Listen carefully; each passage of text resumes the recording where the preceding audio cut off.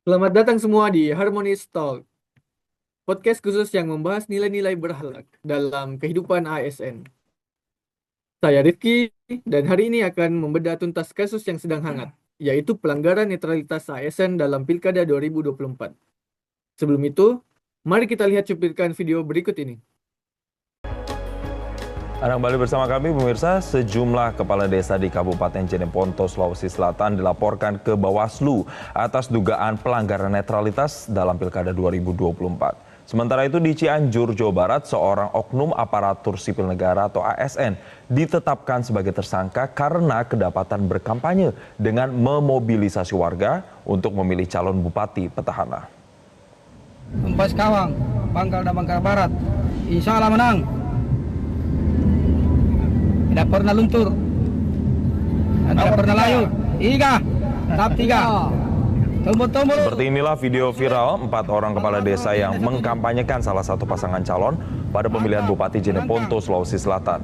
Dalam video tersebut nampak 4 kepala desa, yaitu Kepala Desa Malasoro, Kepala Desa Patiro, Kepala Desa Marayoka, dan Kepala Desa 7 menyatakan dukungannya pada salah satu pasangan calon. Akibatnya keempat kepala desa tersebut dilaporkan ke kantor Bawaslu setempat atas dugaan pelanggaran netralitas ASN. Atas laporan ini pihak Bawaslu Kabupaten Jeneponto akan menindaklanjutinya dengan memeriksa barang bukti rekaman, memanggil saksi, serta memanggil keempat kepala desa tersebut.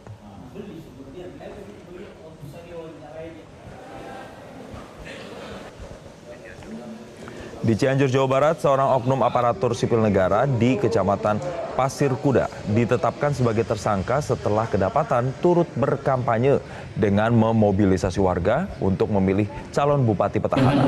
Oknum ASN berinisial D yang menjabat sebagai Kasih Trantip dan Kesra di Kecamatan Pasir Kuda tersebut berkampanye melalui majelis taklim di sela-sela kegiatan keagamaan hingga videonya tersebar di media sosial. Atas perbuatannya pelaku terancam hukuman hingga 6 bulan penjara.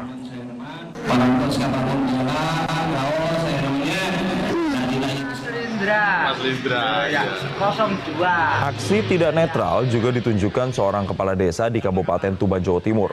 Muhammad Munja, Kepala Desa Binangun, Kecamatan Singgahan, melakukan tindakan tidak netral dengan mengajak untuk memilih salah satu pasangan calon bupati dan wakil bupati. Dalam video berdurasi 1 menit yang beredar di media sosial, Muhammad Munja yang mengenakan kaos bertuliskan, "Saya kades, saya netral," justru berulah tidak netral. Atas ulahnya, Muhammad Munja dipanggil Bawaslu untuk dimintai keterangan. Dirinya mengaku saat itu dirinya sedang dalam kondisi mabuk akibat pengaruh minuman tuak, sehingga tak bisa mengontrol ucapannya dengan baik.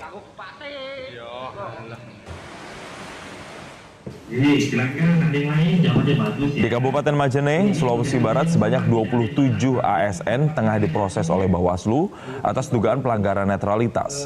Ketua Bawaslu Majene, Sofian Ali, mengatakan dari 27 kasus tersebut, 19 diantaranya telah direkomendasikan ke Badan Kepegawaian Negara atau BKN untuk pemberian sanksi jika terbukti melanggar. Sementara 8 kasus lainnya masih dalam proses perampungan administrasi sebelum direkomendasikan ke BKN. Sofian Ali juga menambahkan, angka pelanggaran netralitas ASN di Majene meningkat tajam jika dibandingkan dengan pemilu 2024 lalu dengan 16 kasus. Baik, menarik. Silakan Pak yang lain. Bisa, kepala desa. Tapi kan, sebab kenapa saya ini seorang kepala desa?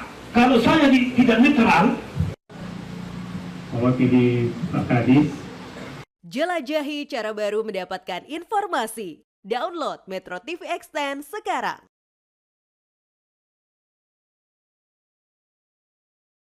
Jadi ini merupakan video pelanggaran netralitas ASN dalam Pilkada 2024 yang akan dibahas bersama saya dan tim kelompok 4A Latsar Batch 3 Bapekom Wilayah 7 Banjarmasin dari Kementerian Pekerjaan Umum. Mari kita kenalan dulu. Mas Edo, perkenalan diri dong. Halo, Assalamualaikum warahmatullahi wabarakatuh. Selamat pagi, nama saya Muhammad Ridho Rijali di sini, biasa dipanggil Mas Edo.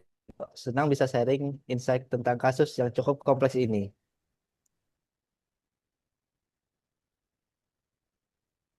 Mas Syarif, silakan. Halo, selamat pagi. Salam kenal, saya Syarif. Senang bisa sharing pengalaman dengan rekan-rekan semua. Terima kasih. Mas Syakur, Halo, silakan. selamat pagi Mas-Mas. Perkenalkan, saya Syakur. Saat ini saya akan bahas sisi strukturalnya dengan governance-nya. Terima kasih, Mas. Dan Mas Ilmi. Oke, saya Ilmi. Ayo kita bahas secara personal gimana kasus ini. Oke guys, langsung saja kita mulai. Mas Edo, bisa jelasin gambaran besar kasus pelanggaran netralitas ASN ini? Seberapa serius sih masalah ini? Jadi begini Mas Rifki, berdasarkan data KSN, ada 417 laporan dugaan pelanggaran netralitas ASN pada pemilu di tahun 2024 yang bikin concern. Di 197 ASN terbukti melanggar, itu hampir 50%. Yang lebih mengkhawatirkan lagi, 97 orang atau 53% dari yang terbukti sudah kena sanksi. Bahkan ada 12 ASN di satu daerah yang kena hukuman berat termasuk pemberhentian. Wah, angka yang cukup fantastis ya. Mas Syarif, profil ASN yang melanggar ini seperti apa sih? Profil ASN yang terlibat umumnya berasal dari instansi pemerintah daerah maupun kementerian. Mereka biasanya menduduki jabatan struktural ataupun fungsional dengan masa kerja antara 10 hingga 20 tahun. Dari sisi golongan, sebagian besar berada pada level 3C hingga 4A.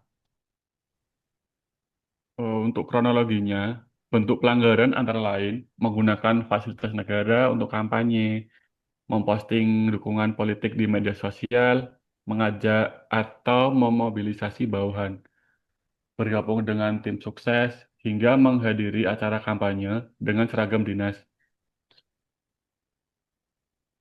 Sanksi yang diterapkan menurut data resmi KASN yaitu bervariasi 46% hukuman disiplin sedang, 1% berat, 3% ringan, 48% pelanggaran kode etik, dan untuk kasus berat dikenakan pemberhentian tidak dengan hormat. Ironis banget ya. Mas Syakur, bentuk pelanggaran seperti apa Jadi, yang betul Mas Syakur dapatkan? penjelasan. Oke, baik Mas Rifki.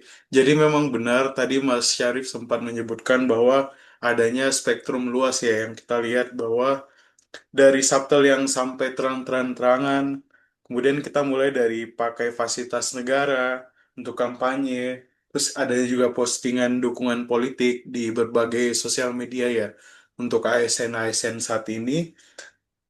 Dan yang paling parahnya sih sebenarnya cuma satu aja sih Mas, yaitu ada yang menghadiri kampanye menggunakan pakaian dinasnya. Itu yang sangat parah untuk sejauh ini Mas. Kita masuk ke inti pembahasan. Kelompok kita kan fokus analisis nilai harmonis. Nah, Mas Ilmi, gimana sih pelanggaran ini merusak nilai saling peduli dalam berakhlak? Oke, Mas Rifki, ini menurut saya sangat menyedihkan sih sebenarnya sebagai ASN yang melanggar ini. Mereka lupa bahwa tindakan mereka itu berdampak ke rekan kerja. Alih-alih menciptakan atmosfer yang nyaman, mereka malah memaksakan preferensi politik pribadi. Bayangin aja bawahan yang dipaksa dukung calon tertentu. Mereka jadi dilema antara prinsip pribadi dengan keamanan karir. Seperti itu, Pak. Wah, klasik case power of abuse ini ya. Mas Edo, gimana dengan aspek menghargai perbedaan dalam tanda kutip? Oh, oh iya, ini yang bikin miris Mas Rifki. Dalam demokrasi, keberagaman pilihan politik itu hak asasi yang harus dihormati. Tapi ASN dalam kasus ini justru mengabaikan prinsip pluralitas dan toleransi. Mereka gagal menunjukkan kemampuan menerima dan menghargai keberagaman perspektif politik. Padahal seharusnya keberagaman itu jadi kekuatan di lingkungan kerja yang demokratis. Mas Syarif, dari pengamatan kalian, bagaimana ini bisa merusak lingkungan yang kondusif? Yang terjadi malah sebaliknya dari yang diharapkan, Mas Rifki. Seharusnya SN jadi pemersatu yang ciptakan atmosfer kerja yang aman dan nyaman. Malah jadi pemecah belah. Lingkungan kerja jadi tegang dan terpolarisasi. Rekan kerja merasa tidak aman untuk ekspresikan pandangan yang berbeda. Ada 5 manifestasi konkret yang kami identifikasi. Berbicara tentang dampak, Mas Hilmi bisa breakdown dampak dari pelanggaran ini? Oke Mas Rifki, sepertinya yang saya lihat ada 3 dimensi dampak ya yang kita dapat identifikasi. Yang pertama itu adalah dampak organisasi, kohesivitas tim yang menurun, terus muncul juga gesekan di internal. Nah, hal inilah yang membuat produktivitas menjadi menurun dan iklim kerja yang kondusif menjadi rusak. Nah, selanjutnya yang kedua ada dampak personal yang parah banget sih. Bawahan jadi stres dan tegang, menjadikan hilang rasa aman di tempat kerja. Nah, yang ketiga ini ada dampak institusional yang paling berbahaya, yaitu reputasi Kementerian PU yang rusak. Ini akan membuat kepercayaan publik yang hilang dan prinsip good government dilanggar, dan citra ASN yang profesional menurun. Efek domino yang luar biasa ya. Dari satu tindakan bisa berdampak sebegitu luasnya. Sekarang masuk ke bagian yang paling ditunggu, yaitu solusi. Kelompok kalian kan punya 15 gagasan alternatif yang dibagi dalam 4 fase. Mas Syakur, mulai dari immediate respon dulu deh. Ya, betul Mas Rifki. Jadi ada 4 fase. Fase pertama ini terkait urgent yang 0 sampai 3 bulan. Ada 3 pendekatan sih yang saat ini yang kita lakukan. Yang pertama adalah krisis manajemen. Artinya apa? Dengan tim khusus penanganan krisis, kita pisahkan untuk ASN pelanggar. Komunikasi terbuka tentang komitmen netralitas. Dan yang kedua adalah restoratif justice. Restoratif justice ini menarik karena fokus pada pemulihan hubungan, bukan cuma hukuman. Dan yang terakhir ada fase psychological support system dengan cara kita aktivasi employee assistance program. Seperti itu Mas Rifki.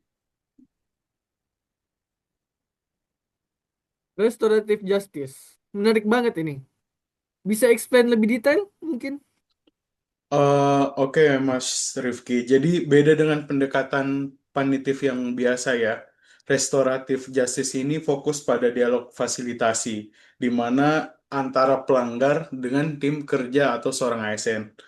Nah, kemudian kita lakukan sharing dampak tindakannya. Setelah itu, kita melakukan pengakuan kesalahan yang bermakna. Dan yang terakhir adalah kita berkomitmen bersama untuk pemulihan secara hubungan kerja.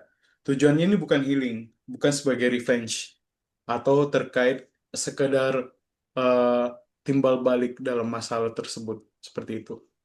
Balas dendam lah intinya. Oke, oke. Mas Syarif lanjut ke structural reform. Fase 2 ini 3 sampai 12 bulan. Pertama, redesign sistem governance internal dengan komite etika di setiap unit. Whistleblowing sistem yang aman, rotasi jabatan berkala. Kedua, teknologi based monitoring system. Ini domain yang saya ini. Kita develop aplikasi self-assessment etika, dashboard kesehatan organisasi, early warning system berbasis AI, bahkan monitoring media sosial ASN dalam batas etika dan privasi. AI untuk deteksi pelanggaran. Wow, canggih banget. Iya, Mas. Dengan pattern analysis dan predictive scoring, kita bisa intervensi dini sebelum pelanggaran terjadi. Plusnya ada kolaboratif governance model yang transformasi dari top sampai ke down ke kolaboratif decision making.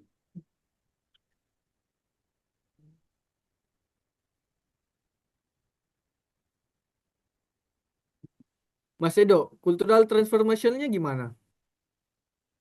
S3 ini paling exciting 6 sampai 24 bulan. Ada immersive value integration program dengan experience learning, simulation, role play. Bahkan retreat intensif nilai berakhlak. Terus community of practice model ini organik banget. Komunitas pembelajaran pernilai berakhlak dengan per learning system. Yang unik ada gamification dan positive reinforcement, sistem etik point. achievement badge, leaderboard, etika, special recognition untuk ASN teladan.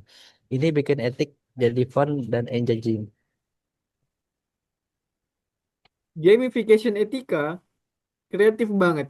Mas Ilmi, inovatif dan preventionnya gimana? Oke, untuk fase 4 ini sangat futuristik, Mas Rifki. Untuk predictive analyticnya untuk ethnic prevention dengan machine learning. Terus itu ada environmental analyze, ada automatic alert system, terus blockchain based transparency.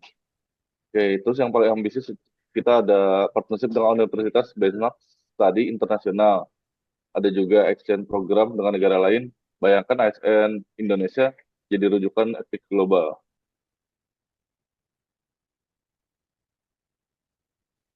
Wah, visinya besar banget ya, Mas Syakur. Bagian holistiknya, ekosistemnya gimana? Nah, terima kasih Mas Rifki. Jadi untuk realisasinya seperti apa yang terkait Holy Ecosystem, ini ongoing proses Mas, yang dimana kita melibatkan stakeholder ecosystem integration. Nah, civil society monitoringnya ini, academic partnership, sama citizen participationnya ini merupakan pelibatan dalam stakeholdernya. Nah, terkait Adaptive Learning Management Organization, ini modal dengan continuous improvement process, dan yang paling meaningful ini intergenerational ethics legacy program. Artinya apa? Kita bayangin sebagai seorang ASN, jadi ethics ambassador kan, ada scholarship ethics untuk studi lanjutan, terus kita ada research grants. Artinya apa? Untuk inovasi compliance sampai di mana kita mencapai di ethics half of fame. Ini berupa aspirasi generasi untuk generasi mendatang saat ini. Mas Edo, prioritas implementasinya gimana? Oke, kita bagi ada 4 fase. Fase pertama yaitu urgent 0 sampai 3 bulan, fokus krisis manajemen, restoratif justice, psychological support. Ya. Terus phase 2 important 3 sampai 12 bulan, structural reform and technology integration. Phase 3 strategic 12 bulan, cultural transformation and innovation prevention. Phase terakhir yaitu legacy ongoing untuk adaptive learning dan intergenerational program. Sekarang real talk-nya nih guys. Tiap solusi pasti ada trade-off-nya. Mas Syarif, challenge terbesar apa sih? Honestly, resistensi internal bakal jadi obstacle terbesar. Krisis manajemen bisa dianggap overreaction. Restoratif, justice, mungkin dianggap terlalu lunak. Teknologi based solution butuh investasi besar dan ada isu privasi.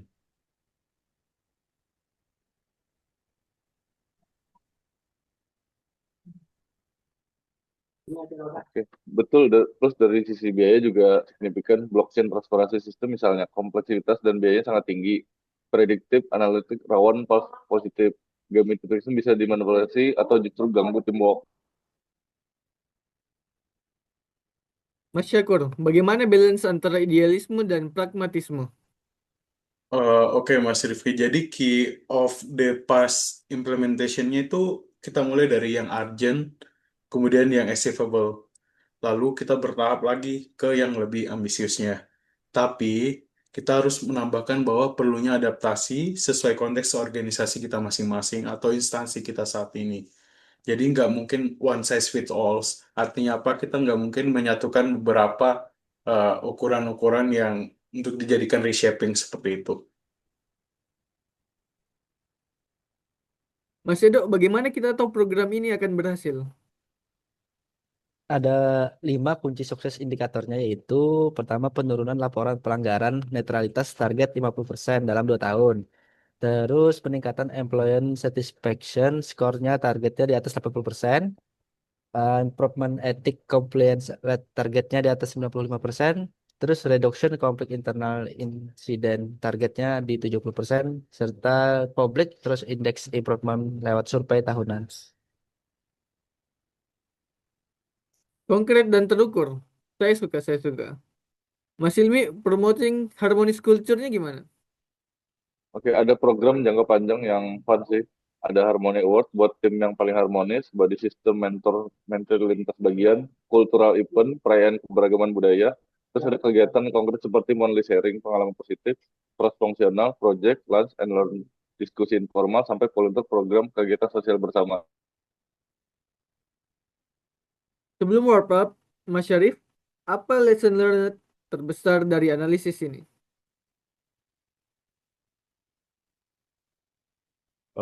Yang striking buat saya, pelanggaran netralitas ini bukan sekedar masalah individual, tapi sistemik.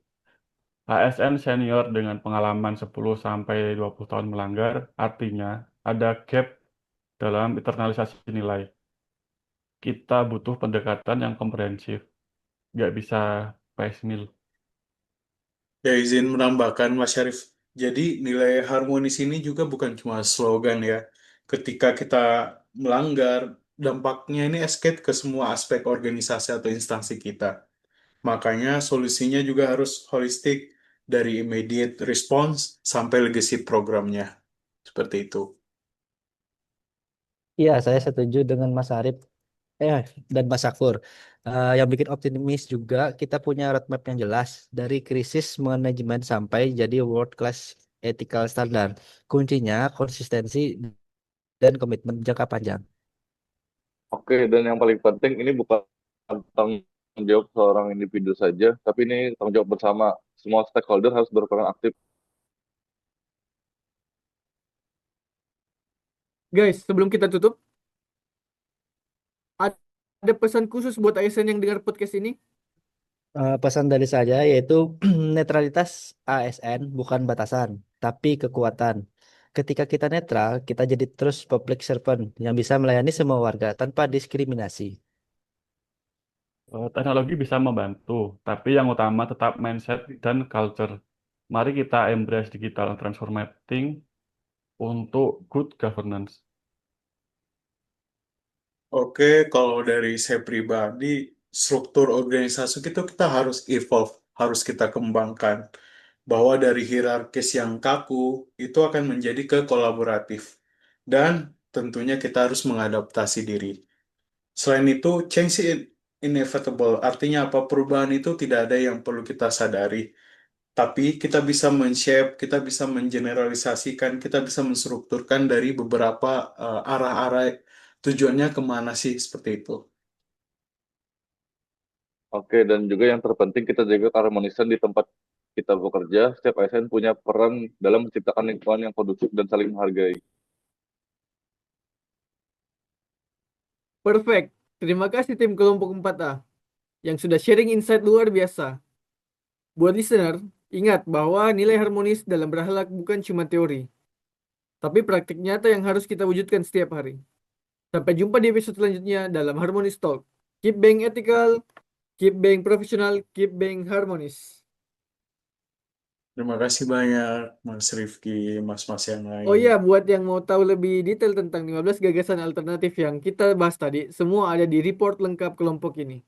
Dan remember, change start with each other of us. One of us. Terima kasih banyak Mas Rifki, Terima kasih Mas-mas yang banyak Mas lain. Rifki, Mas Makasih banyak Sakur, mas-masnya. Mas Rido, Mas Ilmi. Alhamdulillah. Alhamdulillah. Thank you semua, thank you. Alhamdulillah. Jahe, jahe, Selesai jahe. kita Jahe. Terima dua. kasih semua, makasih. Jahe, Jahe. jahe, jahe. Hidup jahe. Besok jahe, pasti Besok jahe. jahe besok. Besok